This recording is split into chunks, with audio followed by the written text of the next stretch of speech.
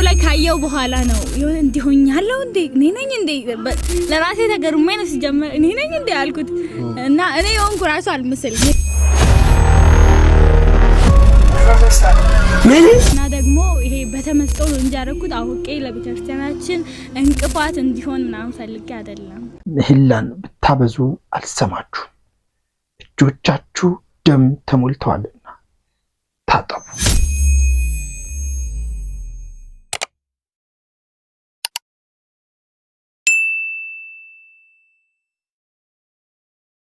ሰላም ጤና ይስጥልን የተከበራችሁ ተመልካቾቻችን እንደምን አላችሁ? ቆይት ብለን ተገናኝተናል። ዛሬ ደግሞ የተመራረጡ ቪዲዮዎችን እያየን ቆይታ እናደርጋለን። አብራችሁኝ ስላላችሁ ከልብ አመሰግናለሁ። ለዚህ ቪዲዮ አዲስ የሆናችሁ ሰዎች ላይክ ማድረግ ጀምሮ ቪዲዮውን ሰብስክራይብ ማድረጉ አጋርነታችሁን አሳዩን። እስከ መርሃግብራችን ፍጻሜ ድረስ ከኛ ጋር ሆኖ አብረን ቪዲዮዎችን እንመልከት። በመጀመሪያ የምናየው አንዲት ዘማሪ አትመስለኝም፣ በእርግጥ ብቻ ተሰብስበው ሲዘምሩ የምታሳየው የተለየ ድምጽ የምታወጣው ድምጽና የምታሳየው አክሽን አለና እሱን ቪዲዮ እናይና ለሱ ደግሞ የተሰጠውን ይቅርታ የሚመስል የቀልድ ንግግር እሱን እንመለከታለን። እስቲ እንየው ቪዲዮውን።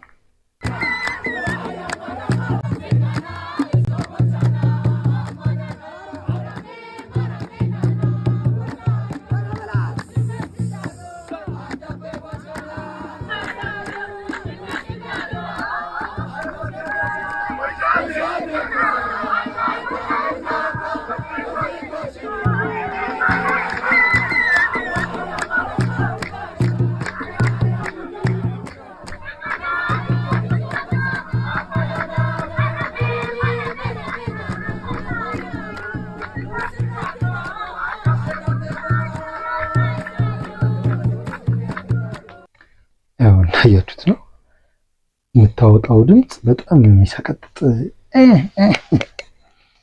አስቂኝ ነው። ብቻ እንደዚህ አይነት ዝማሬ በተለይ ክብ ተሰርቶ የሚዘመረው ዝማሬ ብዙዎች ቦታ ትንሽ ከስርዓት ይወጣል። በእርግጥ ከክብ ውጪ ክብ ከሚዘምሩ ወጣቶች በተጨማሪ በየሰንበት ቤቱም የሚደረጉ ዝማሬዎች ትንሽ ከስርዓት እንደወጡ እንደሆኑ የምናየው ነው።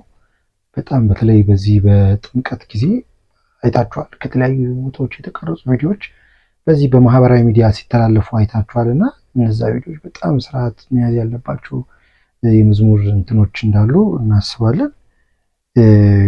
የዚህ ደግሞ በጣም የባሰ ነውና ለዚህ ደግሞ ምላሽ አይነት ነገር እስቲ እሱን ደግሞ ቪዲዮ እንየው። ቪዲዮ ያሳያልና ቪዲዮ የተሻለ አይቻለሁ፣ ግን እኔ ራሱ እንደዚህ ያረኳል መሰለኝ። ማለት ቪዲዮ ላይ በጣም የሆነ ከቤተክርስቲያን ከስርዓት ያለፈ ነው እና ደግሞ እኔ ራሱ ቪዲዮ ላይ ካየው በኋላ ነው ይሁን እንዲሆኛለው እንዴ እኔ ነኝ እንዴ ለራሴ ተገርሜ ነው ሲጀመር እኔ ነኝ እንዴ አልኩት እና እኔ የሆንኩ ራሱ አልመሰለኝ። እርግጠኛ ነኝ ምናምን ብዬ በጣም እንትን ብዬው ነበር። ስለዚህ በማወቅ አይደለም በተመስጦ ነው እያልሽ ነው? አዎ ለማለት የፈለኩት አብዛኞቻችን ማለት ስንዘምር ምናደርገውን አናውቅም እና ደግሞ የሆነ በቃ በተመስጦ በምንዘምርበት ሰዓት ያልሆነ አክት ወይ ደግሞ ያልሆነ የድምጽ ጩኸት ምናምን ልናሰማ እንችላለን። ግን እኔ ደግሞ በስተት ነው ያደረኩት፣ ይቅርታ። እና ደግሞ ይሄ በተመስጦ ነው እንጂ ያደረኩት አውቄ ለቤተክርስቲያናችን እንቅፋት እንዲሆን ምናምን ፈልጌ አይደለም። የልጁ ንግግር አይመለከተንም። በነገራችሁ ላይ በተመስጦ የሚደረግ ነገር ከሆነ ይቅርታ ያስፈልጉ። በተመስጦ ነው። በተመስጦ ተመስጣ ከመላእክት ጋር ከእግዚአብሔር ጋር ተገናኝቶ የሚዘመር ከሆነ እንደዚህ አይነት ነገር የሚወጣ ከሆነ ይቅርታ የማያስፈልገው ማለት ነው። ግን ተመስጦ አይደለም ይሄ።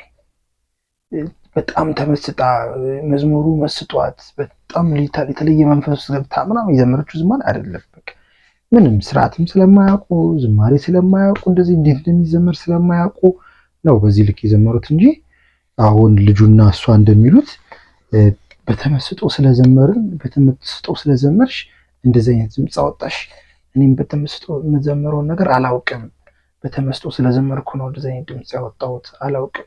እና በተመስጦ ስትዘምሩ እንደዚህ አይነት ነገር ታረጋላችሁ።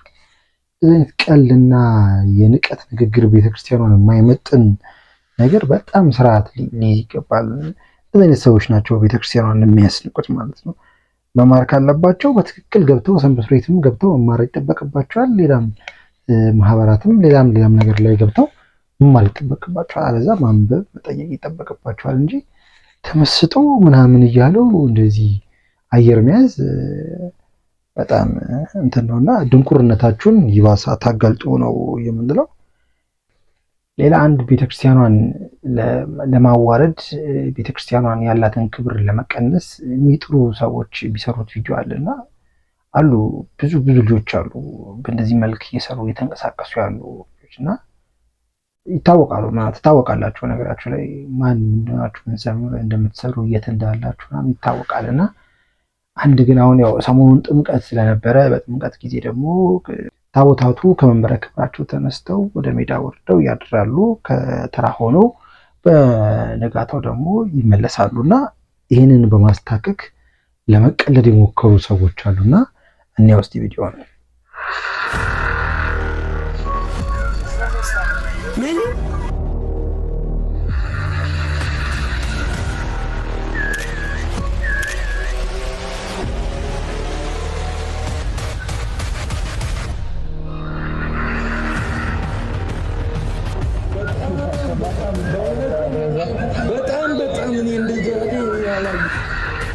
ምንድን ነው አሁን እነዚህ ልጆች እየተጫወቱ ነው እየቀለዱ ነው ምንድን ነው እያደረጉ ያሉት? አሁን የዚህ ቪዲዮ የተለቀቀበት ቲክቶክ ላይ ነው የተለቀቀው። የለቀቀው ልጅ ይሄ ልጅ ነው። እዩት፣ ይሄ የምታዩት ልጅ ነው የለቀቀው። ይሄ የምታዩት ልጅ ነው የለቀቀው። ምን ለማለት ተፈልጎ ነው? ምንድን ነው እየተቀለደው? ጻሩ በእርግጥ ምንም የሚያውቀው ነገር የለም። አንድ ፍሬኒ 2 ዓመትም ባይሆነው ነውና ምንም የሚያውቀው ነገር አይደለም። ግን ይህን የሚሰሩ ትልልቅ ሰዎች እንዳሉ ግን ያስታውቃል። ምንድን ነው የፈለጉት? የሚቀርጸው አለ፣ የሚለቀው አለ። ያን ጥላ ነገር ያዘችው ልጅ አለች። ጀሪካን ያዘችው እንደ ክብሩ ለምታት ታስባለች። አንጥፈዋል፣ እንደ ምንጣፍ እንደምናነጥፈው እነሱ ደግሞ ማዳበሪያ አንጥፈው ለመቀለድ በጣም ሞክረዋል። በጣም ተዘባብተዋል። ድንቁርነታቸውን አጋልጠዋል። እነዚህ ሰዎች ድንቁርና ጌጣቸው ይላል መጽሐፍ ላይ እና እዚህ ኮሜንቶቹን እኔ እዛ ላይ የተጻፉትን ኮሜንቶች ሁሉም ማድረግ የማይሳን አምላክ እንዳሰብሽው ሳይሆን እንደሱ ፍቃድ የብርሃን መንገድ አሳይቶት አድጎ የቃሉ ማደሪያ የሆነውን ታቦት ለመሸከም ያብቃው የሚል ኮሜንት አለ እዛው ላይ የጻፈው። እንግዲህ ይሄ የሕፃኑ ልጅ እንትን ለማለት ነው። በልጅሽ ሐዘን አጎንብሺ ቀናት በይ ልጁን ያሳደገው ነው የሚያውቅ የሚል ኮምጠሽ ቅሪ በጣም ብዙ ኮሜንቶችን የጻፉባቸው በጣም እኔ ይህን ቪዲዮ ባየሁት በመቀርጽበት ጊዜ እስከ 1200 ኮሜንቶች ናቸው ያሉትና በቃ ልጁ በቃ የነገ እግዚአብሔር አገልጋይ ከአንድ ምን በዚህ ዕለት ተመርጦ ይላል። ሐዘን ብዙ ስድብ ነው ያለው። እኔ እዚህ ላይ አለግሞ ያው የሆነች ቅዱስ ሚካኤል ምናምን ያለ ጥሩ ንግግር አለው። ለክርስቲያን ኮንች ለቤቱ ያብቃሽ የሚል በጣም ተስቀስሽ በቂ ወርድብሽ ጌታዊ አያውቁምና ይቅር በላቸው የሚል ልመና። በነገራችሁ ላይ በዚህ በቤተክርስቲያን ውስጥ ያሉት እናምናለን የሚሉም ሰዎች ይቀልዳሉ። እዚህ ያሉት መናፍቃንም ቤተክርስቲያን ላይ ይቀልዳሉ። ሁሉም ቤተክርስቲያኗ የሚቀልድ ሆኗል። የሚቀልድባት የሚዘርግትባት በስቷል ይቺ ቤተክርስቲያን ላይና በጣም የሚያሳዝን ነው። በጣም የሚያሳዝን ነው። እንግዲህ እንዳያችሁት ነው። መዘምራን ይሁኑ እንደዚህ ክብ ሰርተው የሚዘምሩ መጀመሪያ ቪዲዮ ላይ እንዳሳያችሁት አክሽናቸው የዝማሬ ስርዓት የሌላቸው አሉ። ከዛው በተቃራኒ ደግሞ በሌላ ቤተ እምነት ውስጥ ሆነው ቤተክርስቲያኗ ላይ የሚቀልዱ አሉ። እንግዲህ ሃይባይ የሌለበት ሆኗልና በጣም የሚያሳፍር ድርጊት ነው የተፈጸመው። እነዚህ ቪዲዮዎች ነው ወደ እናንተ ለማሳየት ፈለጉት። ግን አንድ የመጽሐፍ ቅዱስ ቃል አለ በዚህ በትንቢተ ኢሳይያስ ምዕራፍ 1 ቁጥር 11 ላይ በእኔ ፊት ልትታዩ ብትመጡ ይህ ከእጃችሁ የሚሻ ማን ነው? እንግዲህ አደባባይን ደግማችሁ አትረግጡ። መልካሙን የስንዴ ዱቄት ብታመጡ እንኳን ከንቱ ነው። ዕጣናችሁ በእኔ ዘንድ አጸያፊ ነው። መባዎቻችሁና ሰንበቶቻችሁን፣ ታላቋን ቀናችሁን፣ ጾማችሁን፣ ስራ መፍታታችሁን አልወድም። መባቻችሁንና በዓላቶቻችሁን ነፍሴ ጠልታለች። አስጸያፊ ሆናችሁብኛል። ኃጢአታችሁንም ይቅር አልልም። እጃችሁን ወደ እኔ ብትዘረጉ ዓይኖቼን ከእናንተ እመልሳለሁ። ምህላን ብታበዙ አልሰማችሁም። እጆቻችሁ ደም ተሞልተዋልና ታጠቡ፣ ንጹሐን ሁኑ። የሰውነታችሁንም ክፋት ከዓይኖች ፊት አስወግዱ። ክፉ ማድረግን ተዉ፣ መልካም መስራትን ተማሩ። ፍርድን ፈልጉ፣ የተገፋውንም አድኑ። ለድሃ አደጉም ፍረዱለት፣ ስለ መበለቲቱም ተሟገቱ። ኑና እንዋቀስ ይላል እግዚአብሔር። ኃጢአታችሁ እንደ አለላ ቢሆን እንደ በረዶ አነጻዋለሁ፣ እንደ ደም ቢቀላ እንደ ባዘቶ አጠራዋለሁ። እሺ ብትሉና ብትሰሙኝ የምድርን በረከት ትበላላችሁ። እምቢ ብትሉና ባትሰሙኝ ግን ሰይፍ በላያችሁ ላይ ይሆናል። የእግዚአብሔር አፍ ይህን ተናግሯልና። በጣም ከባድ ቃል፣ በጣም ከባድ የኃይለ ቃል ነው በዚህ በትንቢተ ኢሳይያስ ላይ የተቀመጠው። ከፍ ብሎ እንደውም አንድ ቃል አለ። የመስዋዕታችሁ ብዛት ለእኔ ምንድን ነው ይላል። የመስዋዕታችሁ ብዛት ለእኔ ምንድን ነው? መስዋዕት ብታበዙልኝ፣ ብዙ መባን ለእኔ ብታመጡ፣ እናንተ ግን ወደ እኔ ካልመጣችሁ፣ ካልተቀየራችሁ ምንድን ነው ለእኔ መስዋዕታችሁን ማብዛታችሁ? ድሃን እየረገጣችሁ፣ መበለቲቷን እየገፋችሁ እናንተ ወደ እኔ ብትቀርቡ፣ መባን ብታበዙልኝ ምንድን ነው? በዓላትን ብታከብሩልኝ ምንድን ነው ለእኔ ይላል እግዚአብሔር። የምናደርገው ነገር በጠቅላላ በማስተዋል ሊሆን ይገባል። ካልሆነ እግዚአብሔር እንዲህ ነው የሚወቅሰን። ኑና እንዋቀስ ማለቱ ኑ ወደ ንስሐ፣ በንስሐ እንዋቀስ። ንስሐ ስትገቡ እኔ እመራችኋለሁ እያለ መዋቀስ በንስሐ ነው። ይህ ከባድ የእግዚአብሔር ቃል እንዳይፈርድብን ልንጠነቀቅ ይገባል። የተከበራችሁ ተመልካቾች፣ እሺ በመጨረሻም ደግሞ አንድ ቪዲዮ እናይና እንሰነባበታለን።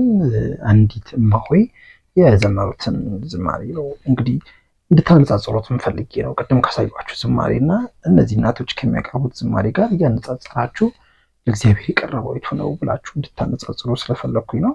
እስቲ እንመልከተው።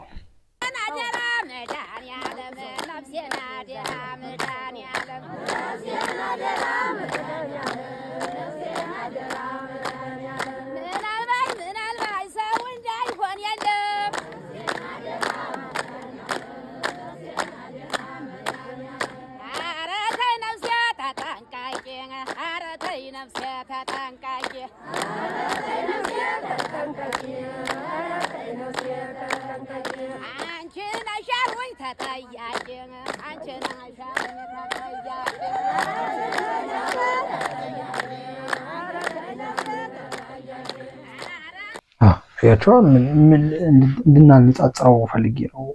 የእናቶችን ዝማሬና እንደዚህ ወጣቶች ደግሞ ተስማሚ የሚዘምሩትን ዝማሬ ልዩነቱን አሁን ይሄ ልክ ነው ለማለት ልክ አይደለም ለማለት ፈልጌ አይደለም፣ ግን ንጽጽሩን ዝም ብላችሁ እዩትና ለእግዚአብሔር የሚቀርበው የትኛው ነው?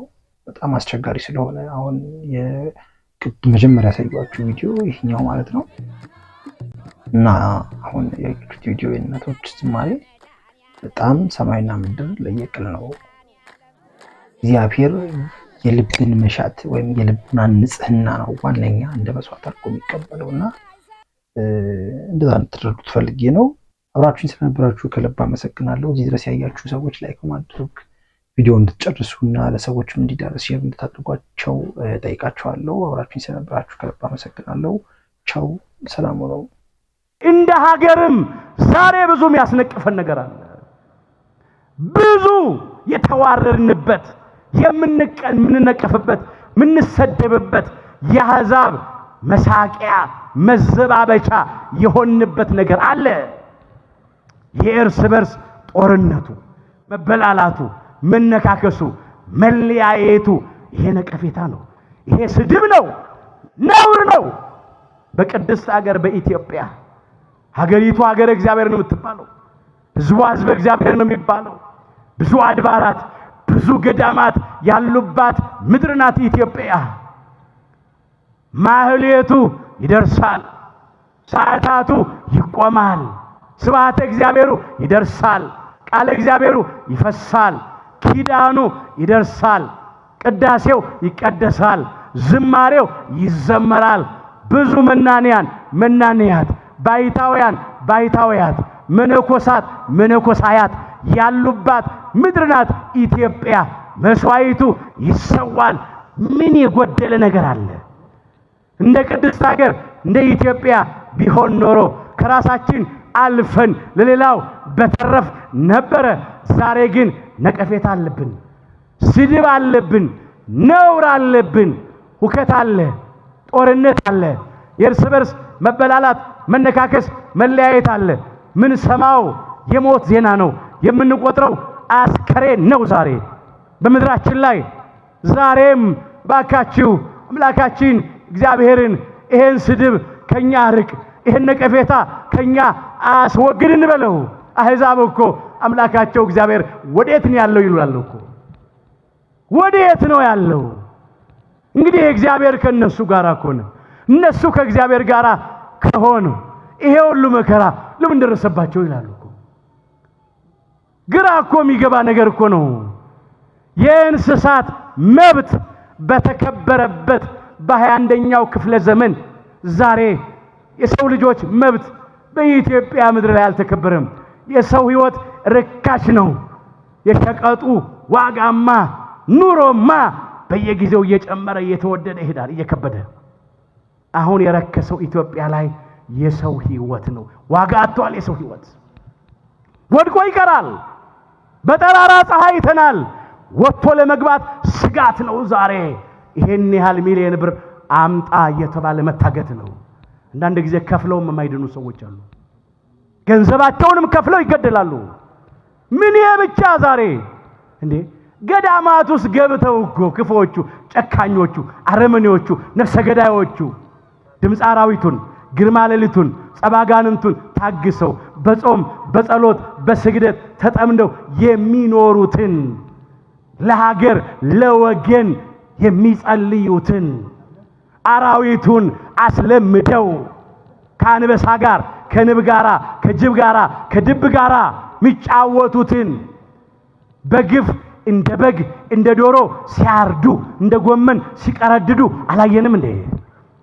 ካህናት፣ ዲያቆናት፣ አገልጋዮች፣ ምእመናንና ምእመናት ክርስቲያኖች በመሆናቸው ምክንያት ብቻ የኢትዮጵያ ኦርቶዶክሳዊት ተዋሕዶ ልጆች ስለሆኑ ብቻ አንገታቸው ላይ ያለው ማተብ የክርስትና ምልክቱ መስቀል እየታየ በግፍ ሲታረዱ አይተናል።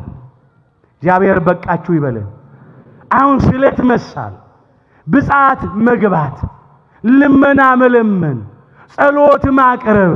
ስለዚህ ነው ይሄን የመከራ ቀን እግዚአብሔር እንዲያሳጥረው በቃችሁ እንዲለን አጽራረ ቤተ ክርስቲያንን አጽራረ ሃይማኖትን እንዲያስታግስልን የቀደመውን የአያቶቻችንን የቅድመ አያቶቻችንን የሰላም ዘመን፣ የፍቅር ዘመን፣ የደስታ ዘመን መልሶ እንዲያመጣልን ስዕለት መሳል፣ ብጻት መግባት።